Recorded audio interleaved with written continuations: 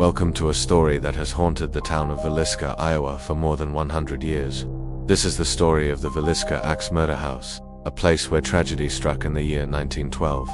A place where history meets horror, and a place where even today visitors say the spirits of the victims still remain. Let us begin at the start. Villisca was a quiet farming town in Iowa, a small and peaceful community where everyone knew each other. But on the night of June 10, 1912, that peace was shattered forever. In a modest white-framed house on the edge of town lived the Moore family, Josiah and Sarah Moore and their 4 children. On that Sunday evening the family went to church as usual. 2 neighbor girls came back with them to stay overnight. No one knew it would be their last night alive. Sometime after midnight an intruder entered the house. He carried an axe. By morning all 8 people inside the house were dead. Josiah and Sarah Moore and their 4 children, and the 2 visiting girls. Their skulls had been crushed with the blunt end of the axe. It was a crime so brutal that newspapers across the country covered it. The police searched for answers, but the case quickly became a mystery. There were suspects, a traveling preacher, a state senator, even neighbors, but evidence was weak, and witnesses often gave conflicting accounts. Trials were held but no one was ever convicted.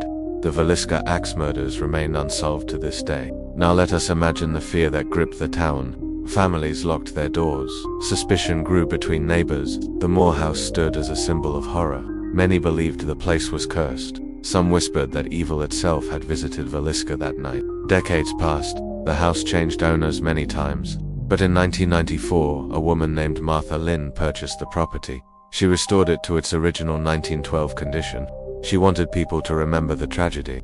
She wanted history preserved. And soon the Villisca Axe Murder House became one of the most infamous haunted attractions in America. For a fee, visitors could tour the house by day, or for the brave, they could stay overnight. It cost hundreds of dollars to rent the house for a night. Paranormal investigators from across the country came with cameras and recorders. Ghost hunters swore they captured voices.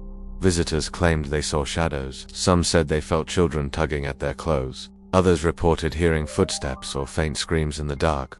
But then in November of 2014, the legend of the house took a darker turn. A man named Robert Stephen Lawson Jr. from Wisconsin visited the house with friends. They came for a paranormal experience.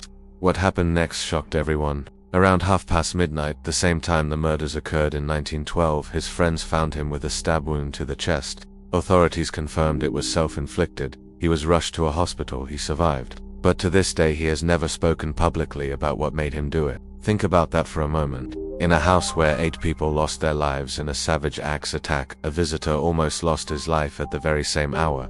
Coincidence or something more? Was it the weight of the history pressing down on him?